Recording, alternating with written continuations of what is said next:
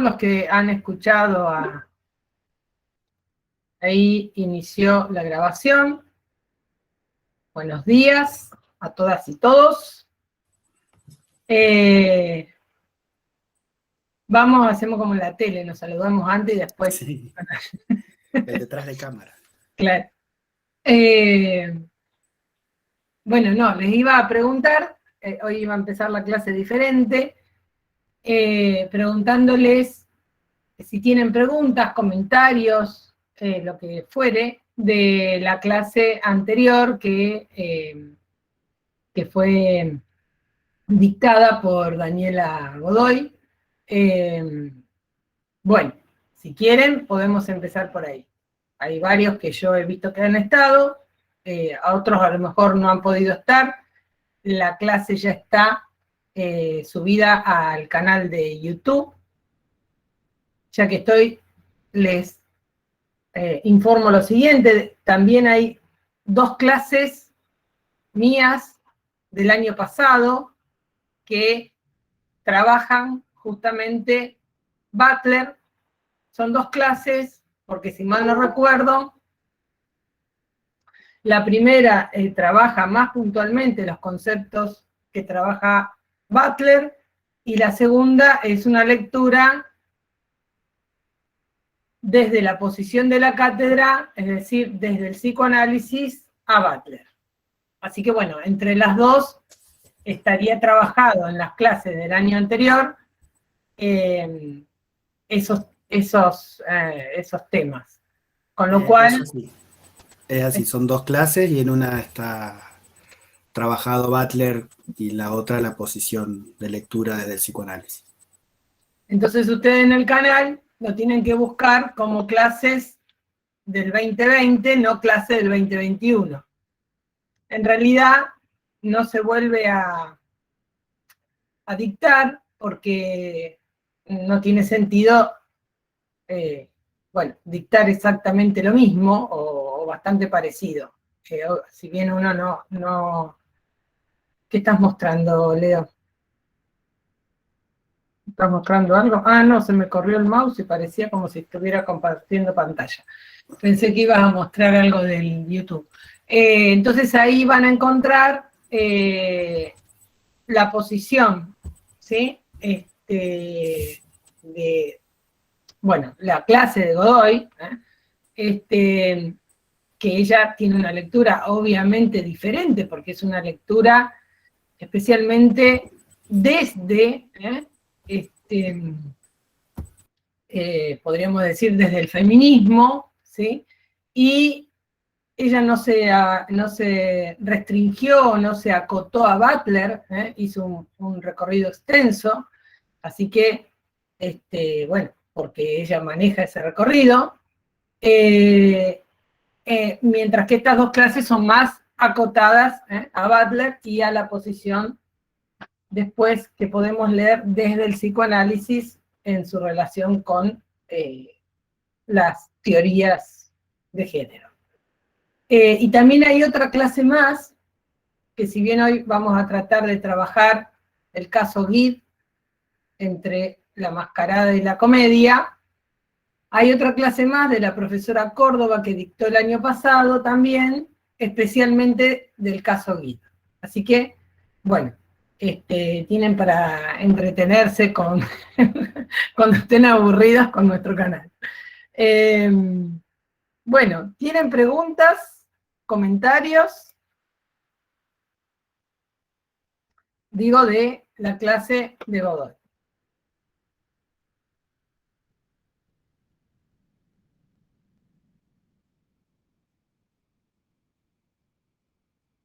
¿Hay algo que les haya resonado? ¿Algo que ustedes quieran que se amplíe? Bueno, que se amplíe desde la mirada quizás de la cátedra, desde el psicoanálisis. Yo no sé si podría ampliar, porque el recorrido de Godoy es muy extenso, así que no sé si yo podría ampliar lo que es su recorrido y casi una especialidad.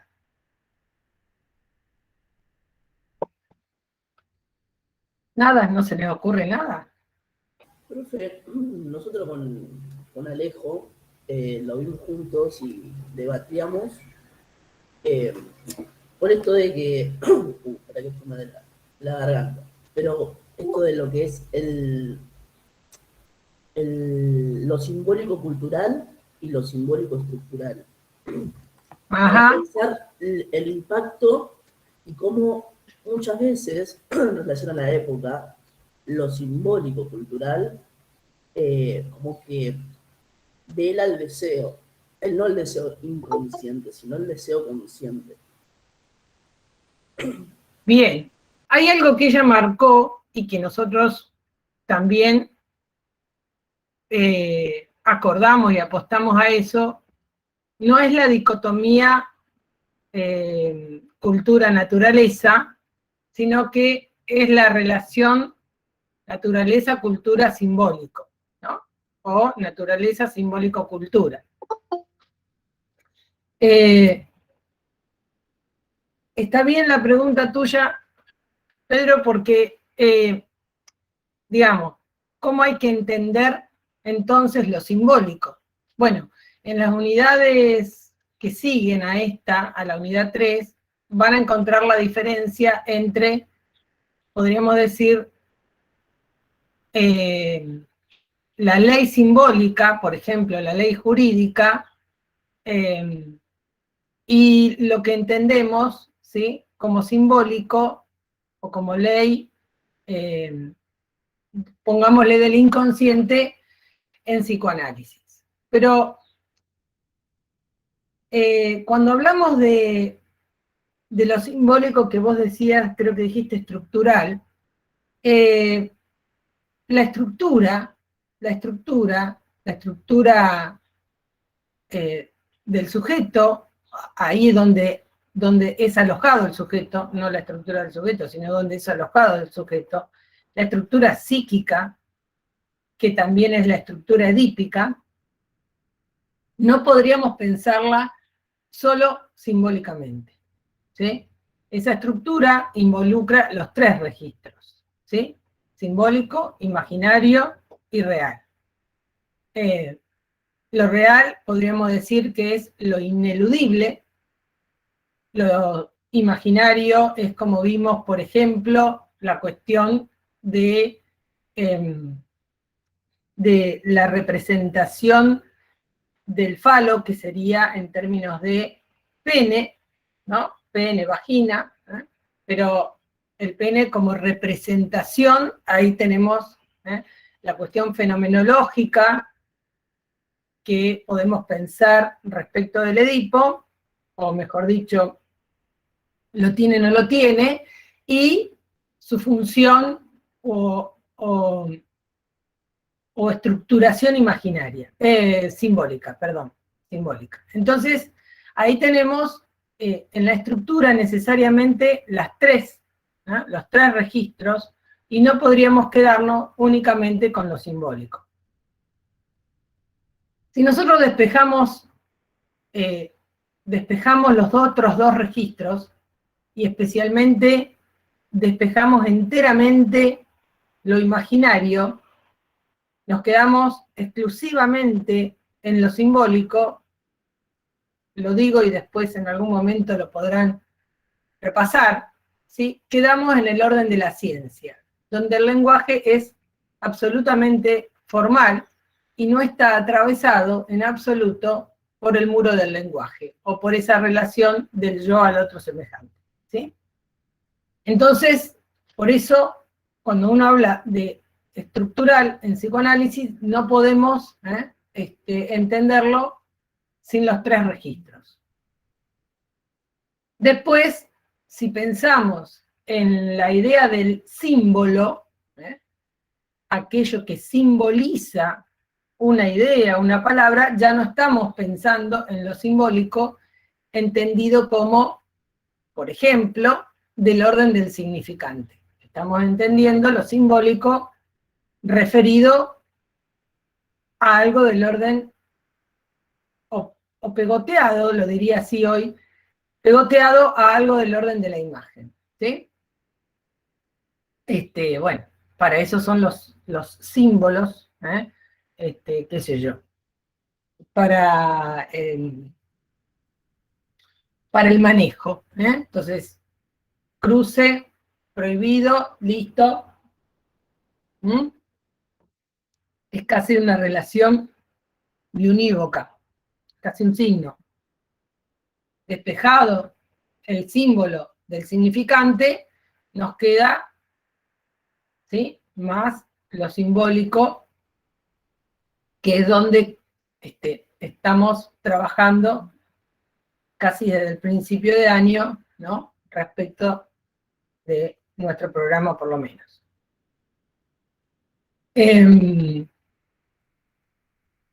No sé si eso te sirvió, aclaró.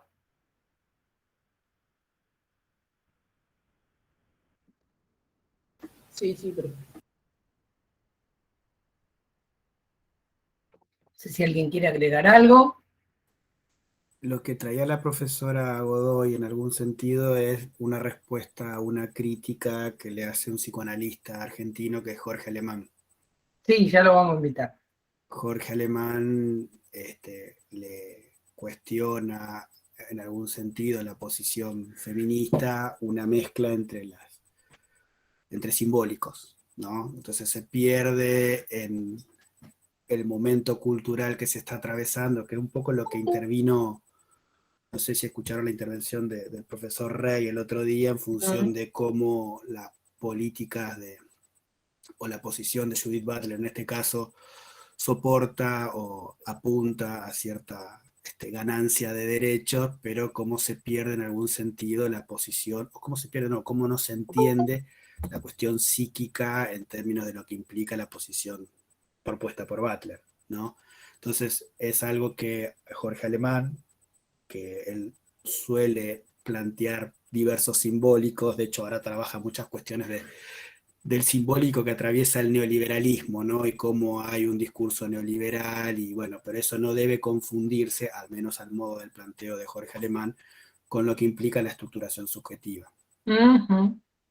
Digo, para tomar esta pregunta que ella, digo, hizo en función de atajarse de ciertas críticas, y una es la de este autor, que en el seminario alguna cosita está de este autor.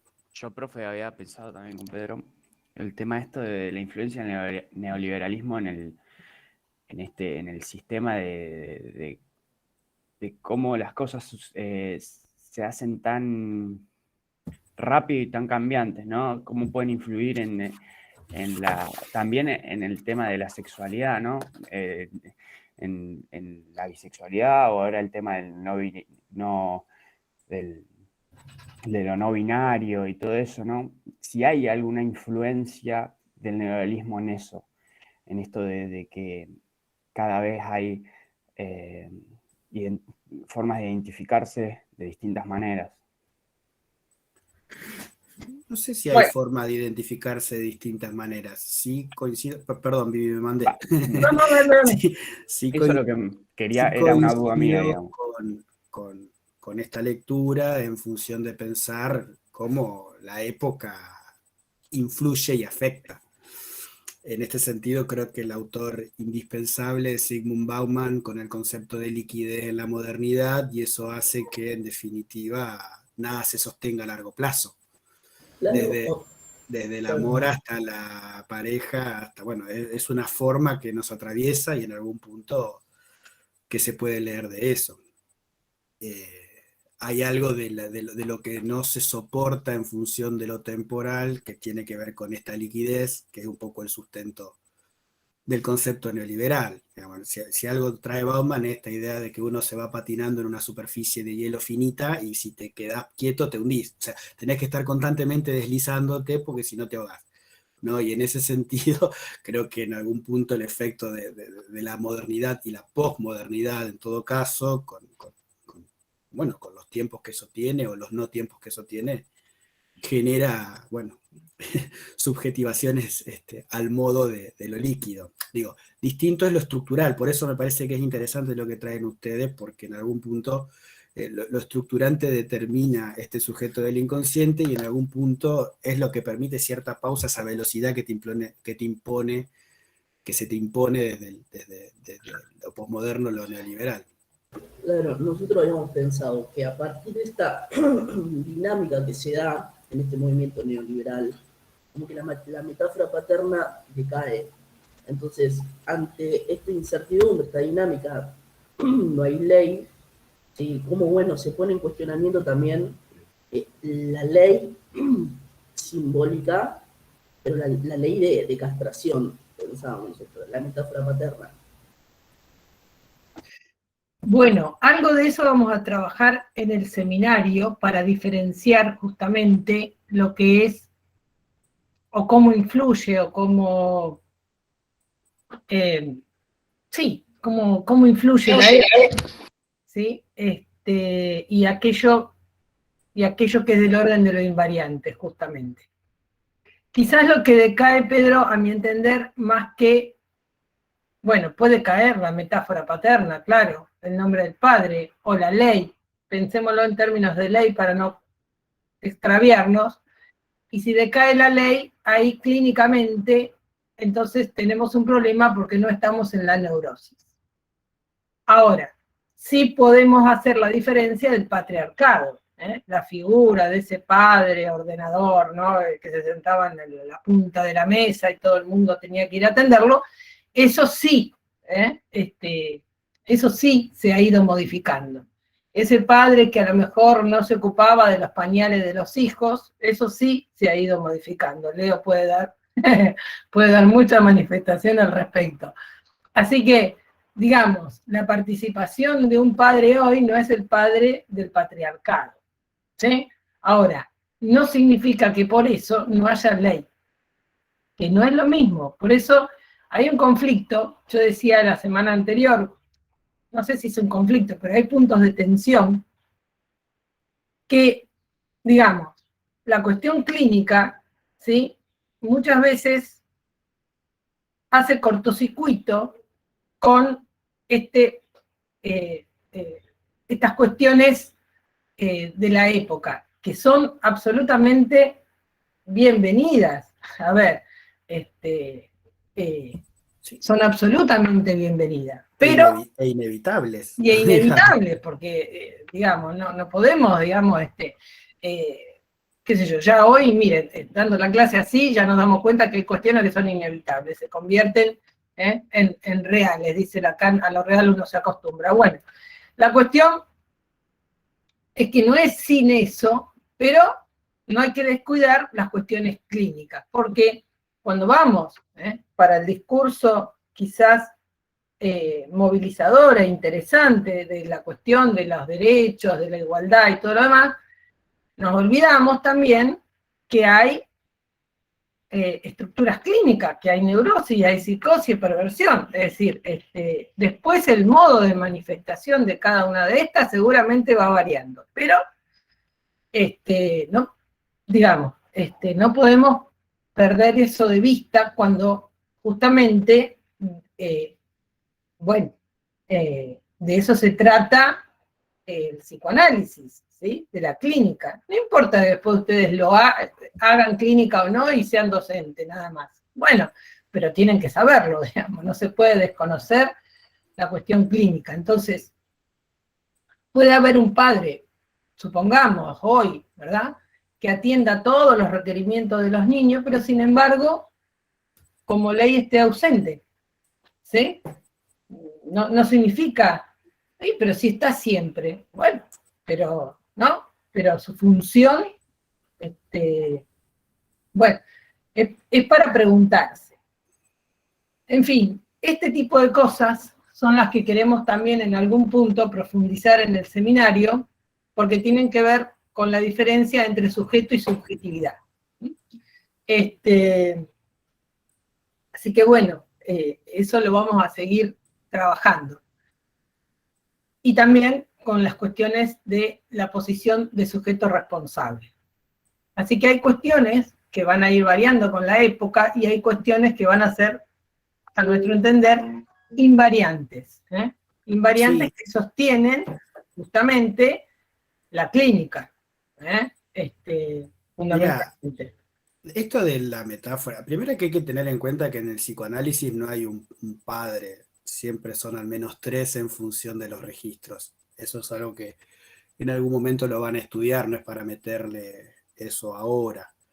Desde que hace 1000 años, recuerdo en algún sentido que está esta idea, primero pensado no tanto en el patriarcado, sino en la cuestión del rol del Estado, con esta idea de que hay un otro que no existe, digamos, y cómo eso afecta a la construcción de subjetividades hoy. Es decir, que es una polémica que no es solamente está ligada desde la cuestión desde las políticas de género. Esta idea de que cuál es esa ley o a dónde está esa ley que ordena. Digamos, en algún sentido sabemos con Freud y con Lacan, más allá de su teorización, a la cual, como dice Vivi, abonamos en la cátedra, ellos rompen mucho las pelotas con el hecho del testimonio desde la práctica, y no para hablar de la casuística de cada uno de los que atendemos pacientes, pero en algún sentido encontramos que en algún modo algo de la ley se articula, y si no se articula estamos en temas de estructuras como mencionaba recién la profe. No, en algún sentido, que temas de estructuras que no son de ahora, son de que hay personas que hablan, ¿no? En ese sentido me parece que lo importante es, bueno, a ver qué podemos, más allá de las teorizaciones, escuchar desde nuestros espacios y qué podemos corroborar o no de las teorías en función de la articulación de la clínica.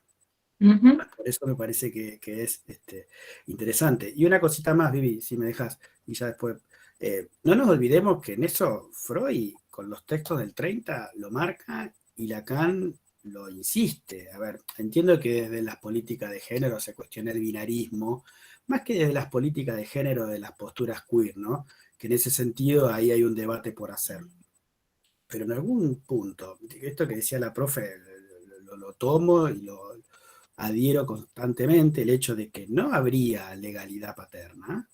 No hay discurso del padre, si no se articula primero desde la función materna. O sea, si el padre entra con la ley, es porque la madre lo deja, digamos, inconscientemente en función de la articulación de poder mostrar su castración, ¿no? En este sentido, digamos, si vamos a la crítica del psicoanálisis por lo patriarcal o lo heteronormativo o lo falo-logocentrista, como dicen, bueno, si no hay madre, no hay padre. O sea, me parece que eso está desde que existe el psicoanálisis y bueno, en algún punto también es algo para debatir en función de lo que trajo la profesora el otro día, Godoy, y bueno, que debatir sanamente al respecto. Eso no.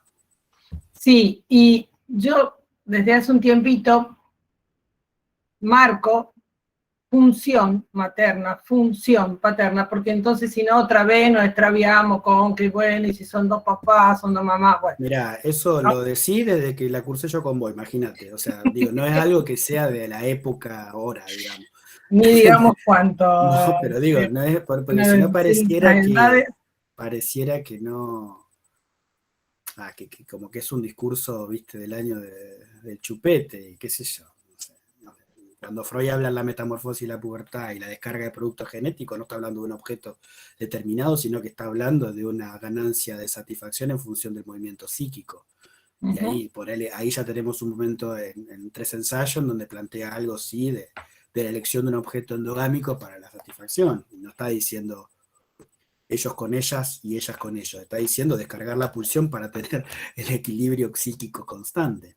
Por eso digo, en ese sentido hay que tener en cuenta qué se lee y cómo se lee. En este caso, y esto es un debate que tenemos con algunos de la cátedra, con Vivi lo venimos charlando, por ahí hay una lectura de Judith Butler muy parcial en función de la obra de Lacan, porque tiene, o sea, no digo que sea una mala lectura, ¿no? Todo lo contrario, tiene su lectura y es muy buena y tiene muchos recursos, y hay muchas cosas a las cuales uno comparte, pero no avanza, creo, a lo que viene después de la etapa quizás más estructuralista de Lacan. De hecho, Godoy hace referencia a eso, digamos, a lo estructuralismo y postestructuralismo, pero en algún punto cuando entramos a ver algo de lo real en la sexualidad, algo del nudo y cuestiones que van más allá de la lógica estructuralista, del intercambio, por así decirlo, más estructural, y bueno, ahí ya no hay una respuesta al avance teórico de los descubrimientos del psicoanálisis, ¿no?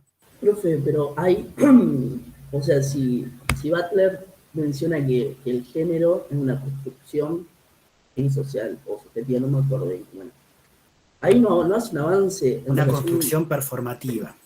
ahí no hace un avance en relación al psicoanálisis lacaniano, porque pone en cuestionamiento, bueno, esto que decía la profe, que tanto la metáfora materna, perdón, metáfora paterna, puede ser empleada por una mujer y, o sea, el rol de madre puede ser ejercido por un hombre.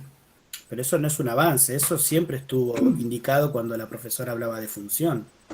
No es un avance. En todo caso, la construcción de una sexualidad en función de lo performativo implica que está en constante movimiento en función del contexto social. O sea, fíjate que ahí inclusive hasta en Butler tenés un otro, con mayúscula si querés. Acá perdón, Leo, acá hay una cuestión, ¿sí? Que quizás el avance, si podemos pensar en términos de avance social, es que hoy eso es manifestado y es dicho. Ahora, ¿quién dice que en la época de Freud, si quieren pongan antes, no importa, ¿sí? Aquel que era el padre auspiciaba de padre y aquella que era madre auspiciaba de madre, ¿sí? Aunque eran una mujer y era un hombre. ¿Quién dice eso? ¿Cómo sabemos eso? ¿No? Digo, ¿se entiende? No, hoy quizás si podemos pensar en un avance social, bueno, hoy está manifestado, está dicho, ¿eh? Pero bueno, como posición de ese sujeto ante ese hijo o hija, ¿quién lo puede definir? Bueno, todas esas cuestiones, creo, si hay algunas que después no estén, pueden, le propongo que hagan lo siguiente, que escuchen las clases, si ya escucharon a Godoy, vean las 2 clases del año pasado de Butler, que di el año pasado, y si no escucharon a Godoy, lo escuchan primero, porque si no, o sea, se nos desarma un poco lo que armamos este año, y después empezamos con esas preguntas, porque parte de esto está desarrollado, ¿sí?, en esas clases.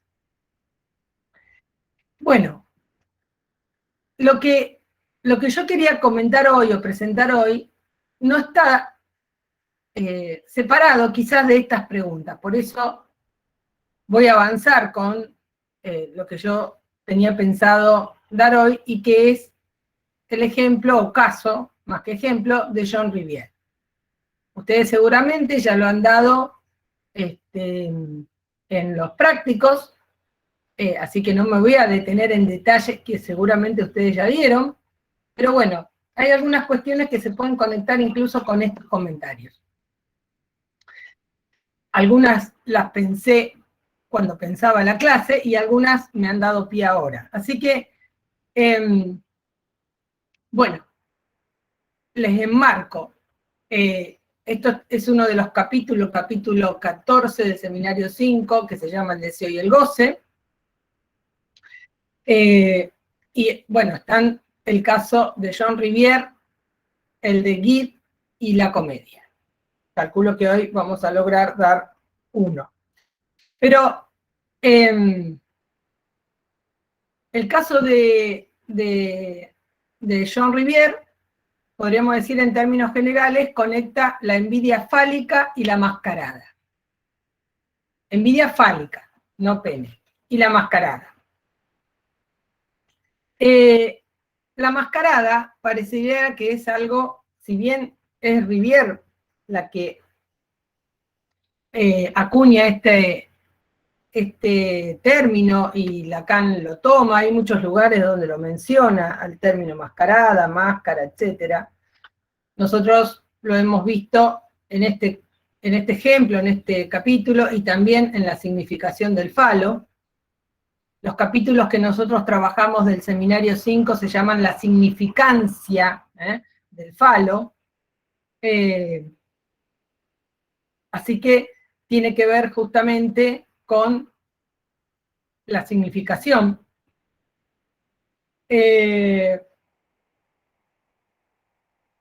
la significancia me había olvidado, yo busqué qué significa significancia justamente, y es un modo indirecto de evaluar resultados que no implican a toda la población. ¿Sí? Quiere decir que estamos ubicando efectos, ¿sí?, en el sujeto, y como es en el sujeto, no implica a toda la población, sino a cada sujeto, ¿sí?, en su singularidad. Si hablamos de envidia fálica y hablamos de sujeto, no podemos evitar, obviamente, pasar, ¿sí?, por el complejo de Edipo y castración. Pero el esfuerzo que deberíamos hacer acá es tratar de leer esto siempre en términos simbólicos. Y en términos simbólicos implica una operación de corte, ¿sí?, en términos simbólicos. Entonces, les decía, Rivière conecta envidia fálica con este término que ella acuña de mascarada. Y si bien pareciera que fue una novedad en aquel momento, las máscaras o el enmascararse es algo absolutamente antiguo, ¿sí? Lo que logré rastrear están creados en el periodo neolítico, incluso antes de la invención de la escritura. Fíjense cómo algo que uno cree que aparece ahí, en el 1900 y pico, es algo que es absolutamente antiguo. Bueno, ya los paleontólogos encuentran ahí algún tipo de enigma en las máscaras, en enmascararse, y quizás el psicoanálisis, a partir de este momento con Rivière, vincula, ¿sí?, esto con lo que tiene que ver con el deseo, ¿sí? Justamente lo que este capítulo tiene por nombre, el deseo y el goce.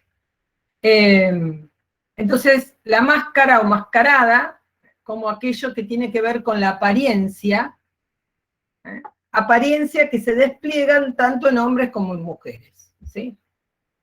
Y ya no importa si son hombres trans, si son mujeres, no importa, en tanto en hombres, genéricamente hablando.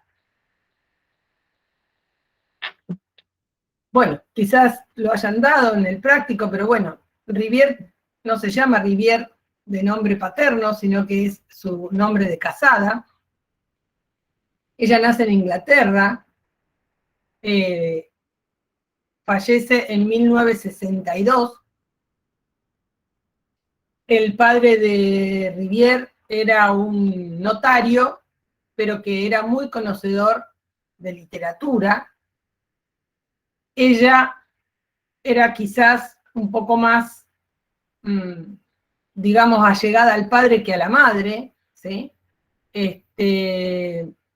Fíjense, bueno, el no ligada a la madre significa Freud, relación predípica de la niña con la madre, ¿sí? Digo, para que vayamos conectando, ¿sí? Así que bueno, como no era una relación muy afectuosa, ella al terminar el colegio en Inglaterra se va a vivir a Alemania, aprende muy bien el idioma y se dedica a traducciones. Incluso traduce las obras de Freud, los escritos de Freud. Cuando muere el padre, que muere tempranamente, según dice la historia, ella va a analizarse con Ernest Jones, ¿sí? Y luego de analizarse con él, Jones se la deriva a Freud. Bueno, y a la vez, en algún momento, como ella traduce las obras de Freud y se fue analizando todo ese tiempo, termina siendo ella también analista, ¿sí? Y Jones le termina derivando pacientes. Así que, incluso, bueno, participó y esto es importante, en la constitución y ampliación de las comunidades psicoanalíticas del momento. ¿Por qué digo que esto es importante? Porque justamente por ahí viene esta cuestión de la rivalidad con otros. Ya vamos a ir. Ella escribe La feminidad como enmascarada en 1929. Esto, insisto, es el término mascarada, es retomado por Lacan en muchos textos, con lo cual no se restringe a Rivière ni a este caso. Otros autores también lo toman. Y bueno, una de las cuestiones que se sabe hoy, que este caso que ella lo presenta como un caso de una paciente, en realidad es ella misma, ¿sí? Una de las cuestiones que Rivière intenta poner de manifiesto, demostrar con la mascarada, es que las mujeres, ¿sí?, que aspiran a una cierta masculinidad pueden adoptar la máscara femenina o la mascarada de feminidad, ¿sí? Esto sería para alejar la angustia que le produce y evitar la venganza, la angustia que le produce la venganza que podría venir por parte de los hombres. Bien, ante todo, bueno, me había olvidado, vamos a partir de la idea de que en el inconsciente no hay una inscripción de la diferencia de sexos, ¿sí? Así que estos son posiciones del sujeto. Cuando uno lee esto en Rivière, rápidamente uno lo asocia a cuestiones o modos culturales, ¿sí?, en relación a los roles de las mujeres y los hombres, y quizás en ese momento, claramente, por eso yo les decía, es decir, ¿cuándo aparece, ¿sí?, a ver, antes de retomar eso, toda esta cuestión que Rivière marca con la mascarada y la posición femenina, es decir, enmascararse femeninamente, bueno, esto tiene que ver obviamente con la rivalidad edípica, ¿sí? Ella dice, primero con la madre, bueno, con su relación no fue buena y podríamos decir tampoco fue resuelta, o por lo menos no fue resuelta satisfactoriamente, y luego, ¿sí?, esta rivalidad se transfiere al padre. Pero se transfiere esta rivalidad al padre con alguna identificación a este padre, ¿sí? Es lo que después Lacan, en el capítulo que sigue, habla de las insignias del ideal, ¿sí? Podríamos nosotros ubicar acá. Entonces, hay una transferencia de esta rivalidad de la madre al padre, pero en función de cierta identificación a este padre. Y, por supuesto, se extiende a otros hombres. ¿Y acá cuál es la rivalidad? Justamente proyectar o ubicarse, ¿sí?, en cierta superioridad respecto de estos hombres. Hombres que en esa sociedad psicoanalítica seguramente eran en su mayoría, y que si había mujeres quizás no tenían demasiada relevancia. Todo eso sí lo podemos ubicar en el orden de la época, ¿sí?, donde seguramente se escuchaba más a los hombres que a las mujeres, tenían más relevancia lo que decía un hombre que lo que decía una mujer. Cuando una mujer podía ir, como John Rivière, a una sociedad psicoanalítica y competir en una exposición con alguno de ellos, entonces ahí aparece una rivalidad.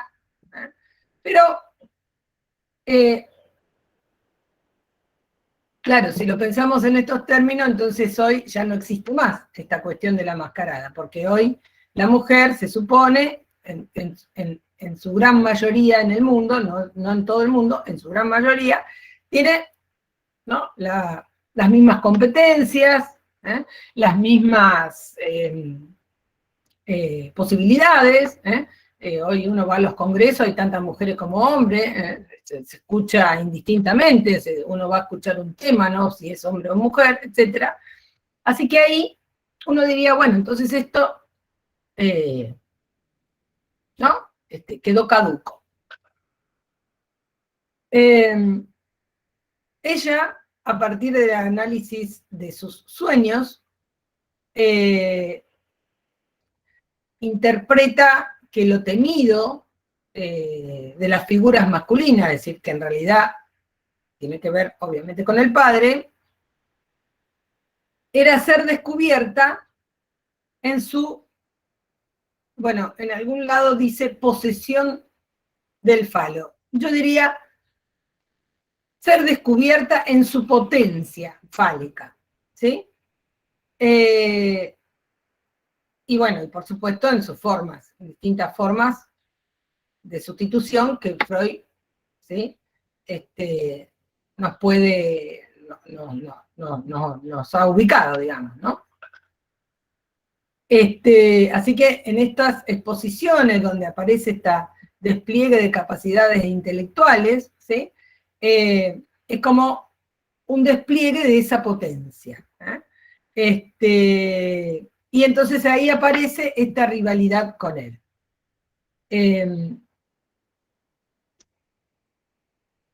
Les voy a citar algo que ella escribe, ¿sí?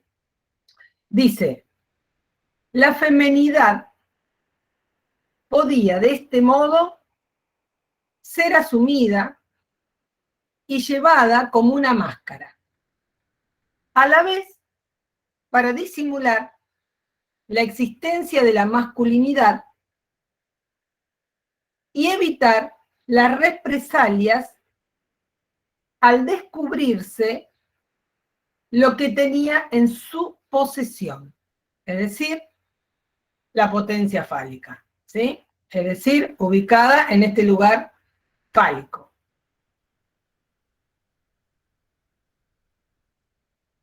Ahora continúo con su párrafo, pero en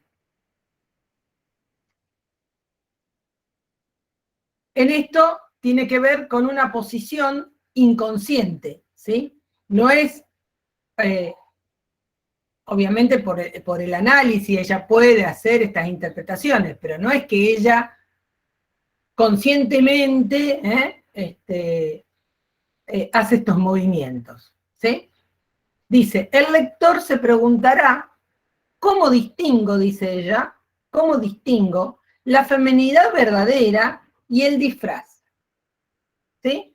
De hecho, no sostengo que tal diferencia exista. La feminidad, ya sea fundamental o superficial, es siempre lo mismo.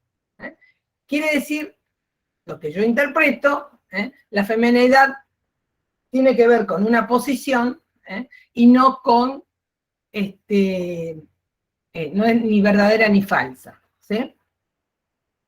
Y Lacan, al respecto, nos dice que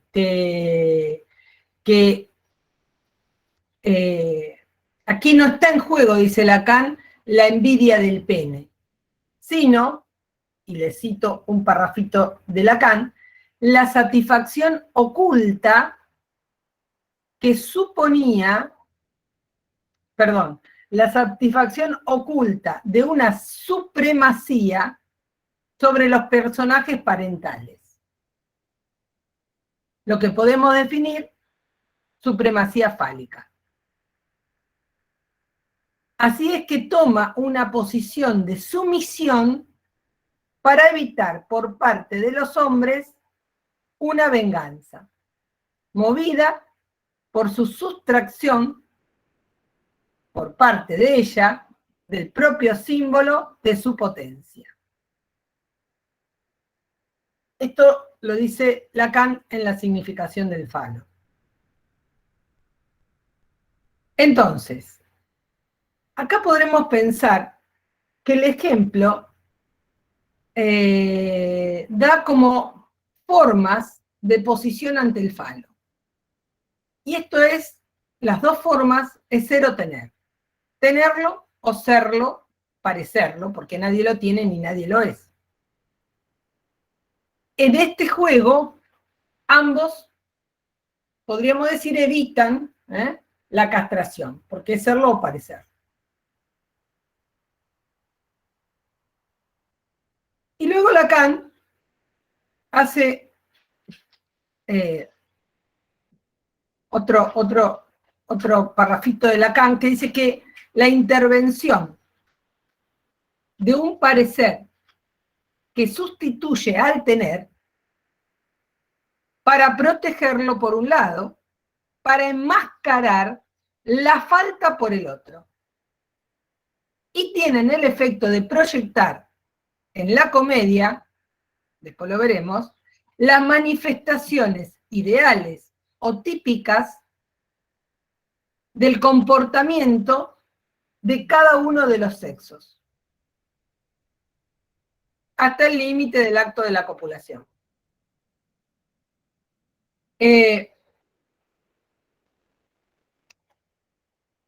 Entonces, hay una cuestión que, por un lado, aparece, ¿no?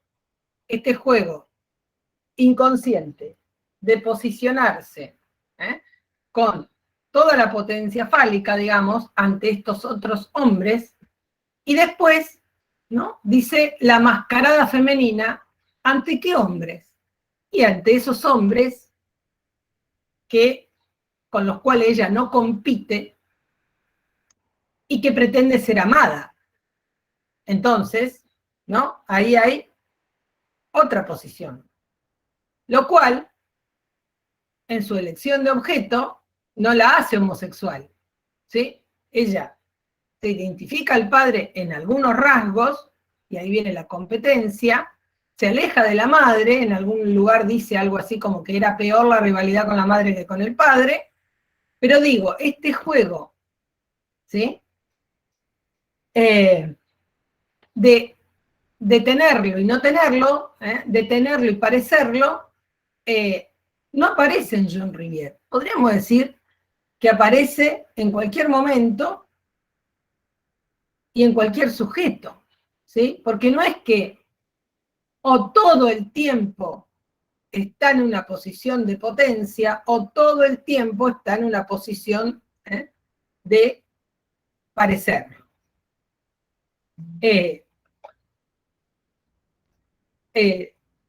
Lacan dice que la mujer es por lo que no es el falo, por lo que pretende ser deseada, ¿sí? Pero por eso aparece la mascarada y poder serlo, ¿sí?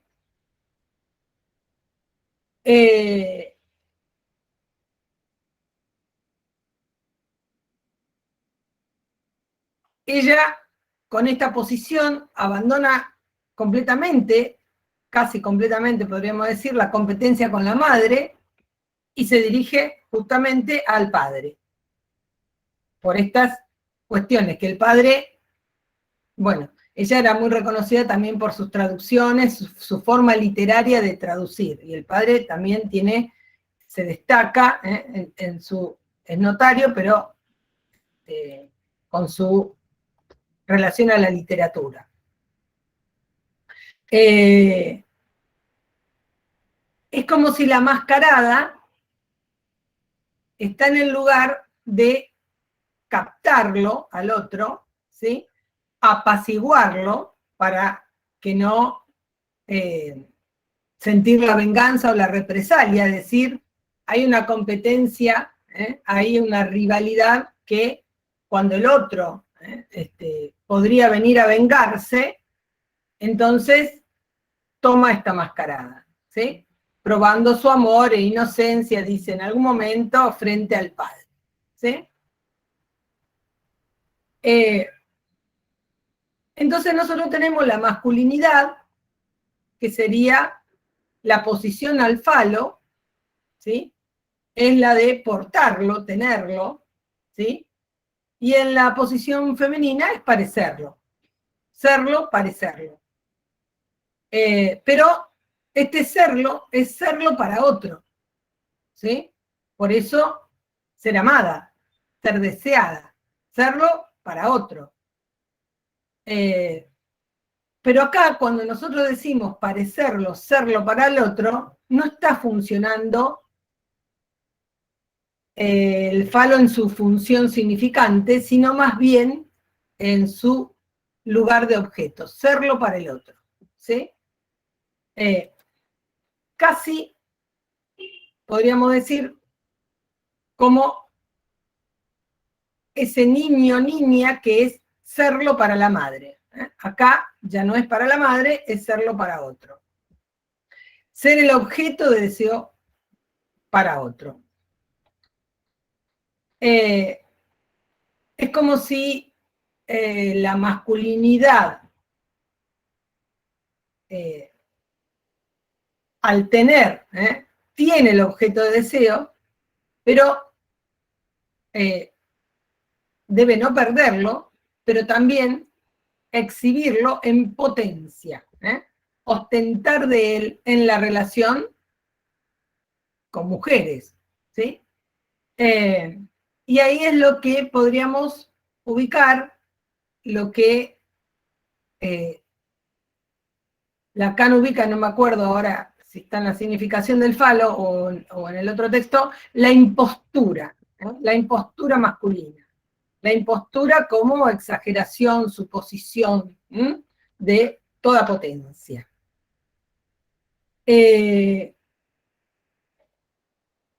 Son salidas, que podríamos decir femeninas y masculinas, lo que nos lleva también a ubicar la no posibilidad de completud, ¿sí?, de uno con el otro. Esta idea mítica y romántica, entre los dos hacemos uno. Por eso, bueno, ya que Leo antes mencionó los tiempos posteriores de Lacan, Lacan, bastante tiempo después, dice, no hay relación sexual, ¿sí? No es que no haya acto sexual, sino lo que no hay en esta relación es proporción de uno al otro, porque tiene que ver con esta posición.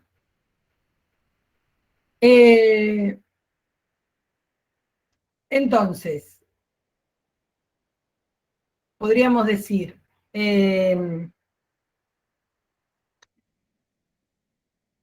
Rivière, como construye una escena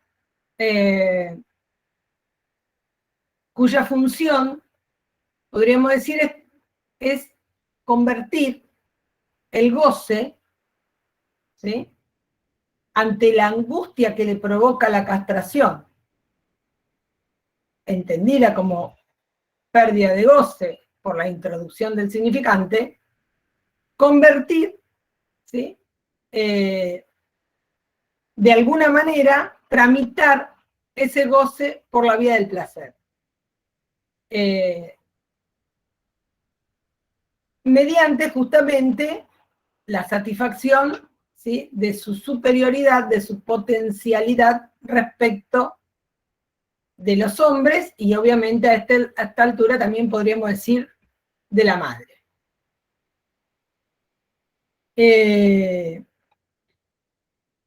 Cuando nosotros pensamos en mascaradas, no es solamente esto que se ve o se puede analizar con este caso que presenta Rivière, que es ella misma, etc.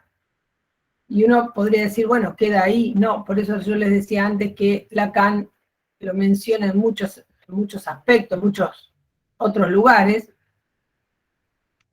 Pero también uno podría decir que las máscaras, las mascaradas son adornos, ¿sí?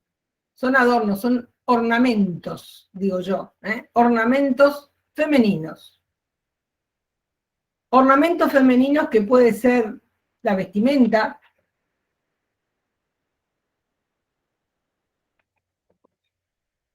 los colgantes, los pendientes, ¿sí? El maquillaje, las pinturas de uñas, son ornamentos, ¿sí? Que no, claro, con la modernidad uno dice, bueno, pero hoy no son exclusivos, ¿eh? No digo que sean exclusivos, pero son ornamentos, ¿eh? Son ornamentos, adornos, brillos, después vamos a pensar en el objeto A y los brillos del objeto A, que tienen que ver con enmascarar algo del orden también de la falta, ¿sí? Bueno, una frase muy conocida y típica de las mujeres, ¿sí? Es, no tengo nada para ponerme, ¿no? Parece esto, ¿no? Como un eslogan ya casi. Todos esos adornos o ornamentos, es justamente para atraer, ¿sí? Posicionarse en este lugar, ¿sí? De las miradas. Las miradas pueden ser de los hombres, pero también de las mujeres. Cuando uno dice, qué sé yo, mirá lo que tengo, mirá lo que conseguí, ¿eh? Es una especie de demostración de emblemas, que también, a mi entender, podrían ir al lugar de la mascarada, ¿sí? Por eso digo que son aspectos, que no es que, porque si no uno los deja ahí en Jean Rivière, y bueno, no sé, si no hay alguien que venga y nos diga lo mismo, no nos sirve pensarlo más allá de este caso, ¿sí? Es decir, que todo el tiempo uno puede ubicar, ¿sí? Estas posiciones, ¿no? Algunas posiciones en potencia, y algunas lo tengo, y algunas parecerlo, Seducción, podríamos decir. Seducción fálica, portadora del deseo del otro, ¿sí? Seducción fálica, es decir, aquello que haga, ¿no? Que atraiga esa mirada, que atraiga el poder ser amada, el poder ser deseada. Por supuesto que también va a tener que ver en otro aspecto qué es lo que esa mujer desea, claramente, pero el poder ser, serlo.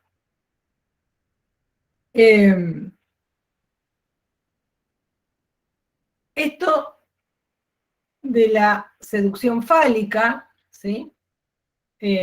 Donde podríamos decir hay algo de este orden del deseo del otro, es decir, para el otro sería del orden del significante, pero de este otro lado sería como objeto del deseo del otro, apelando o recurriendo a elementos, ¿sí? Que ocupan este lugar, pero que en realidad no lo son, porque, bueno, partimos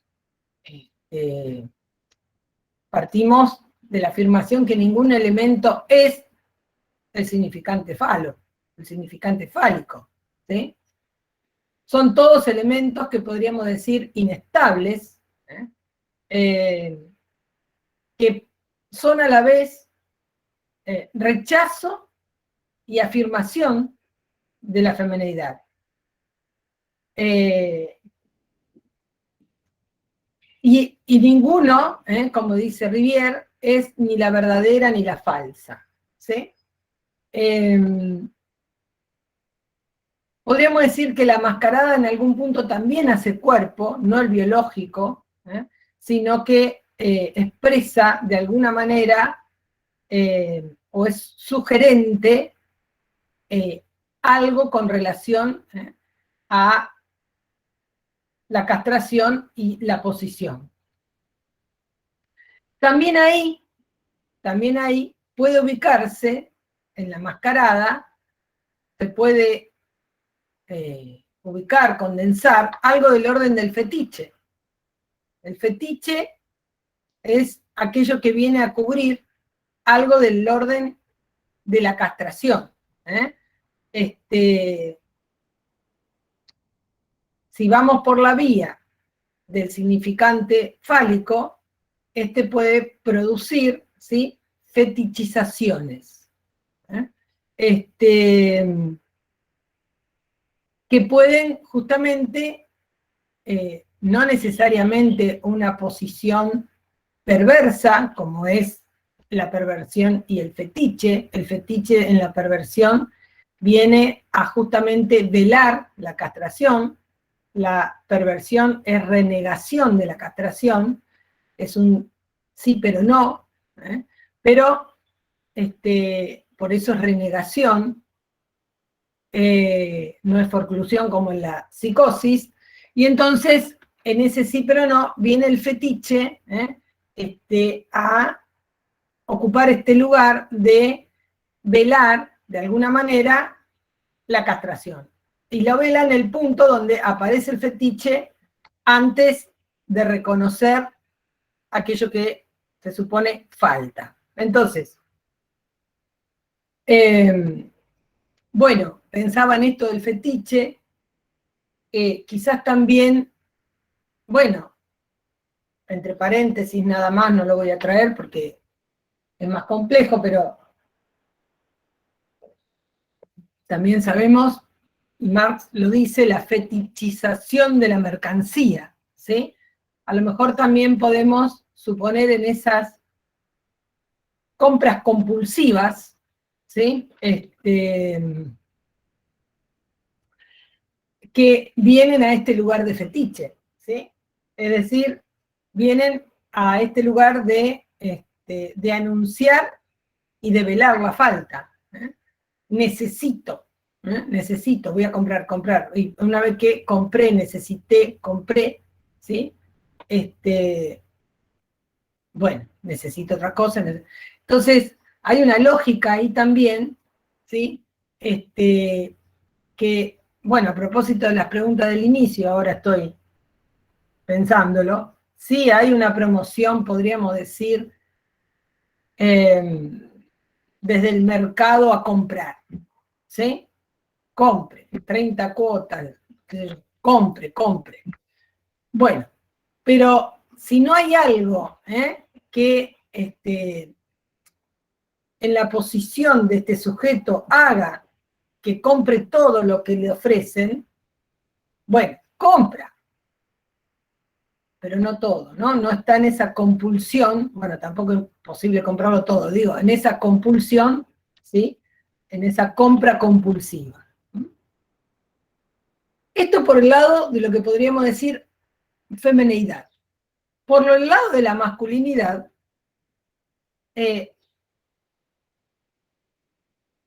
en general, es como si apostara a algo más del orden de la estabilidad, ¿no? De la estabilidad de su ser. No solo para él, sino también con su pareja. Cuando su pareja a lo mejor hace un cambio de look brusco, muy, ¿no?, muy notable, quizás pierde interés en ella, ¿no? No me acuerdo dónde, a veces me quedo con la idea, pero me pierdo la referencia. Alguien hacía mención a un gran flequillo, ¿no? Alguien con un gran flequillo, que se lo corta, que ello cambia el look y se queda sin flequillo. Bueno, y su pareja como que pierde todo tipo de interés. Claro, ahí hay un elemento que uno podría decir, bueno, un corte de pelo, ¿no? Pero quizás ese flequillo también funciona como cierto velo, cierta cortina, no sé, cierto telón. También, bueno, recuerdo a alguien que había hecho prótesis mamarias, y se puso un poco exagerada las prótesis. Y entonces la primera vez que después de su cirugía iban a salir, su pareja le dice, ¿y con eso vas a salir? ¿No? Dice, ¿qué quiere que me la saque? ¿No? Como si fuera algo, ¿no?, que podría ponerse y sacarse, ¿no? Por eso son todos elementos que podrían pensarse en esta posición emblemática, que pueden ir al lugar del fetiche,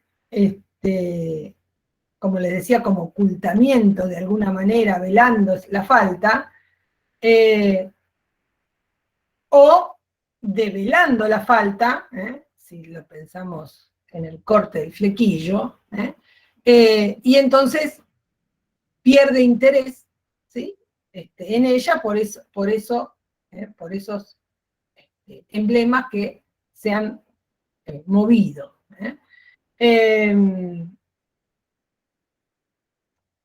Por eso la seducción se juega también en los emblemas fálicos.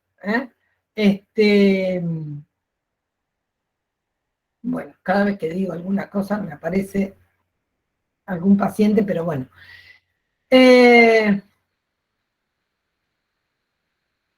Y casi al final del texto de la significación del falo, Lacan nos dice: el hecho de que la femineidad encuentre su refugio en una máscara por el hecho de la Verdrangung, es decir, la represión, inherente a la marca fálica del deseo, acarrea la curiosa consecuencia de hacer que la ostentación viril misma parezca femenina. ¿Sí? Y esto lo podemos después ubicar o pensar con relación a la comedia. ¿Sí? La comedia quizás tiene que ver con la exageración, ¿sí?, para que nos ubiquemos, de la ostentación viril. Es tan viril que cae en lo ridículo, y dice Lacan que la ostentación misma, la ostentación como esta cuestión exagerada, la ostentación viril misma parezca femenina. ¿Sí?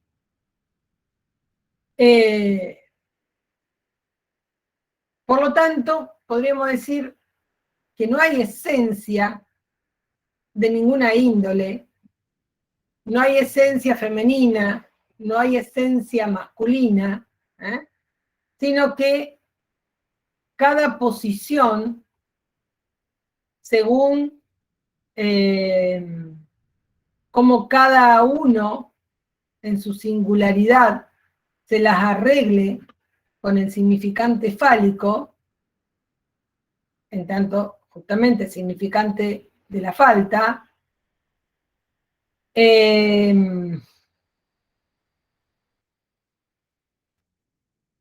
significante fálico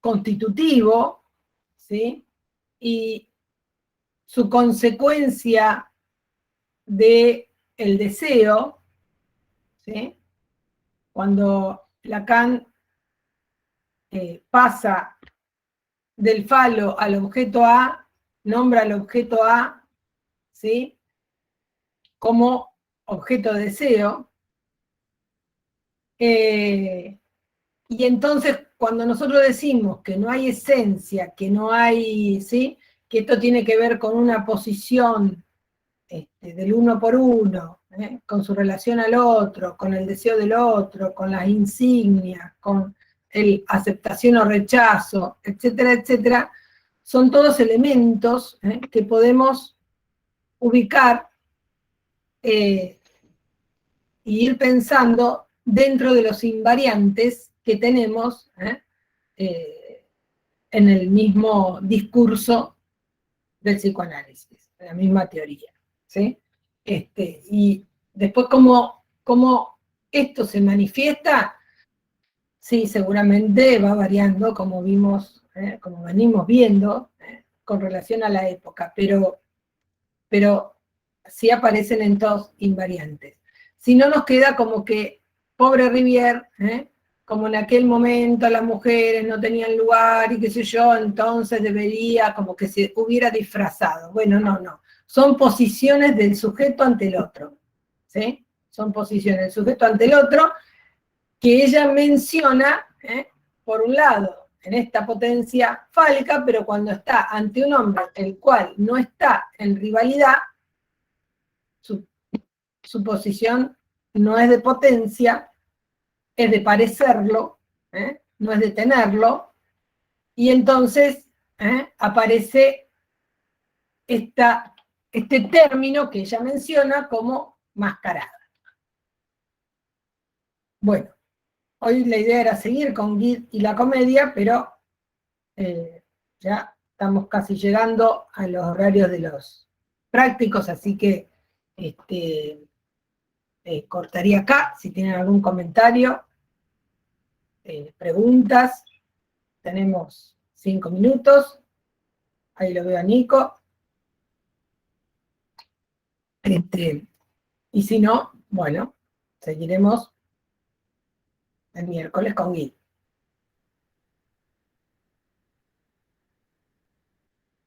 Igualmente, vuelvo a proponer, porque hay algunos que han llegado tarde, que para la semana que viene traten, ¿sí?, los que no escucharon a Godoy, la clase de Godoy, de escucharla, y traten de escuchar las otras 2 clases, que son de Butler, y bueno, quizás no la semana que viene, para darles más tiempo, quizás la otra, podemos retomar preguntas o lo que haya quedado al respecto. Lean, por supuesto, lo que está en la bibliografía de Butler, porque de ahí lo tomo yo. Godoy fue mucho más amplia, así que, bueno, y después podemos hacer un intercambio,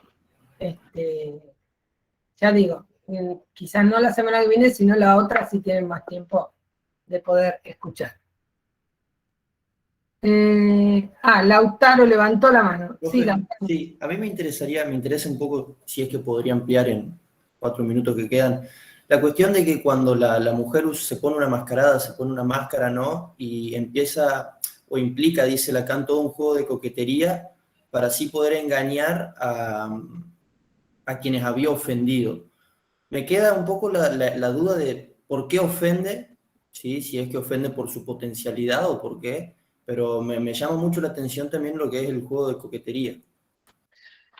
Claro, ofende en el sentido de la rivalidad al otro, ¿no? Es como si uno pudiera decir, bueno, la rivalidad primero era la madre, después se transfiere al padre, ¿sí? Y el padre obviamente está en su lugar de tener, portar el falo, o sea, en la potencialidad, está del lado de la potencia. Cuando ella rivaliza, se pone como rival, justamente, ¿sí?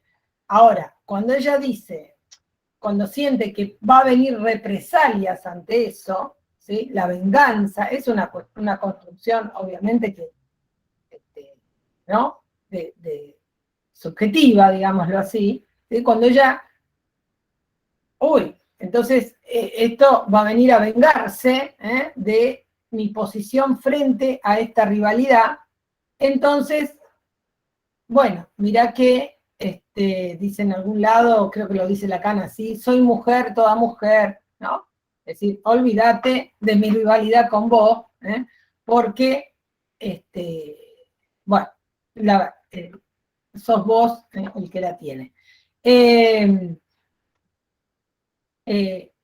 Pero, insisto, son construcciones que son inconscientes, no es que ella va y se pone no sé qué para aparentar otra cosa, no, son posiciones ante el otro, ante el otro como rival o ante el otro como su objeto, un objeto para ser amado o deseado, ¿sí? Y entonces ahí hay otra posición. Y a eso le llama mascarada. Pero no que tenga que ver con un disfraz, claramente. No sé si eso te aclaró. Sí, profe, gracias. Profe, Sí. a mí me quedó otra duda. Sí. No sé si es que anoté medio mal, pero ahora volví a ver lo que había anotado y me quedó como resonando en la cabeza. Algo que dijo usted sobre que Rivière construye como una escena que tiene la función de convertir en goce ante la angustia que le provoca la castración, entendida como perdida por el goce por la introducción del significante. Me quedó medio raro y la verdad que... No, la cuestión es, un poco para pensar esta cuestión de el título, ¿no? Deseo y goce, que si bien nombra los dos, me parece que está un poco más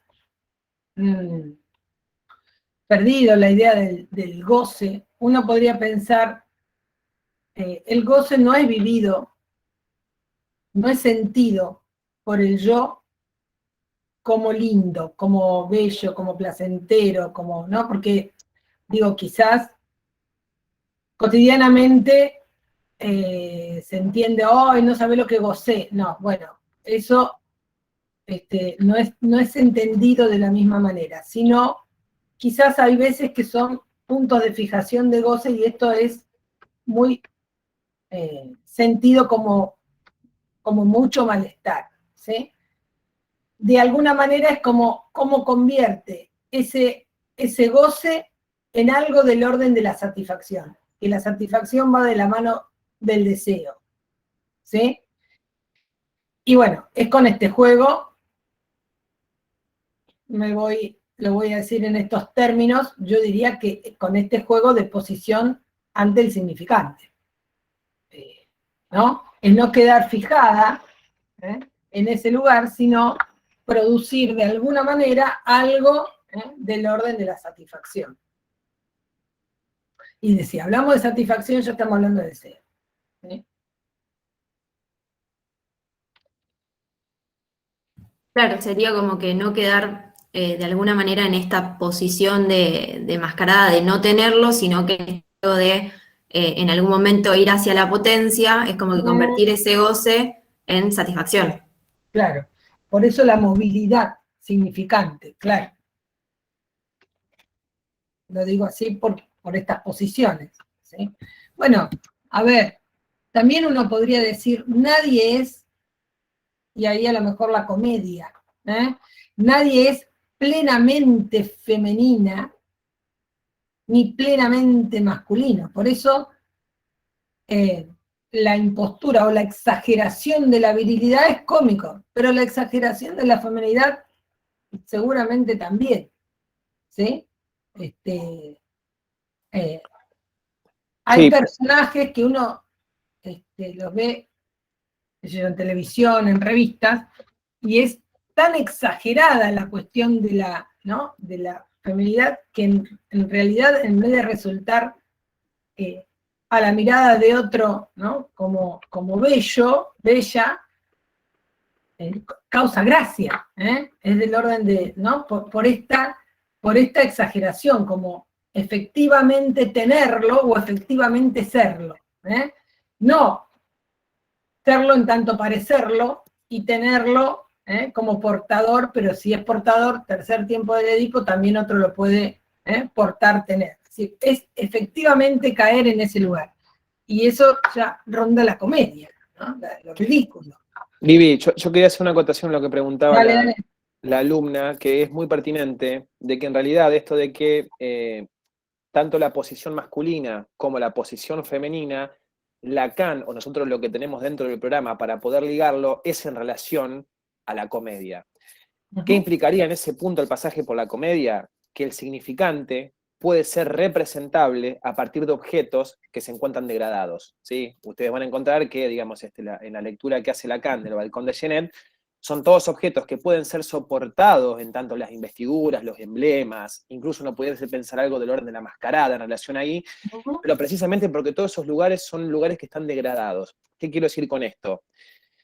que si bien nosotros planteamos, tanto en los prácticos como en los teóricos, que la mascarada bien articulada por la vida de lo femenino, ¿sí? Eso no implica, ¿sí?, de ninguna manera que un hombre no soporte algo de una máscara, porque de lo que se trata, precisamente, es de cómo alguien se las arregla con el deseo del otro.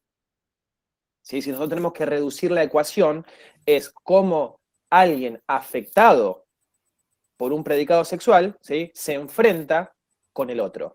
¿Y cómo se enfrenta el otro? Nosotros ya lo venimos recuperando a partir de la significación del falo, ¿sí?, en relación a qué hago yo con esas marcas que, siendo del otro, ¿sí?, tengo que poder conquistarlas, porque ustedes no se olviden que lo que dice la significación del falo es que el deseo, si se pone en juego en algún lugar, y por deseo podemos entender la castración, no es sin en la relación que se plantea en la relación sexual, o en relación entre los sexos, digamos. ¿Sí? Entonces la comedia permite una articulación siempre deficitaria, siempre parcial, siempre impropia incluso, pero permite una resolución, ¿sí? Hay también el lugar del fetiche, que no es exactamente el mismo que el de la mascarada, pero también permite articular cómo uno se las arregla, ¿sí?, con la falta en el campo del otro.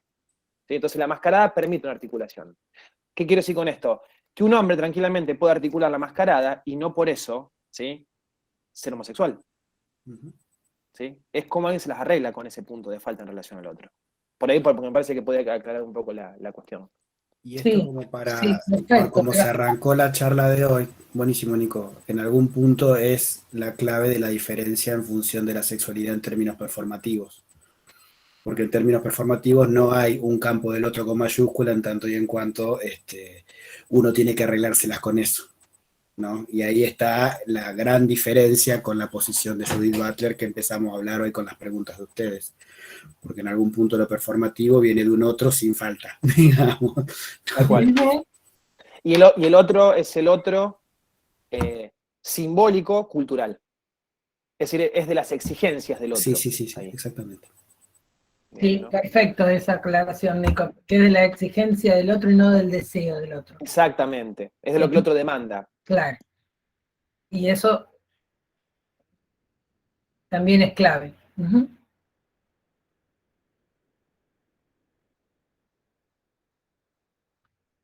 Bueno, siendo ya las 10 pasadas y que empiezan los prácticos, nos despedimos, nos vemos el próximo miércoles. Chau, chau, chau, chau. Chao, hasta luego. A cortar Hasta luego. grabación antes que me olvide. Hasta luego, gracias.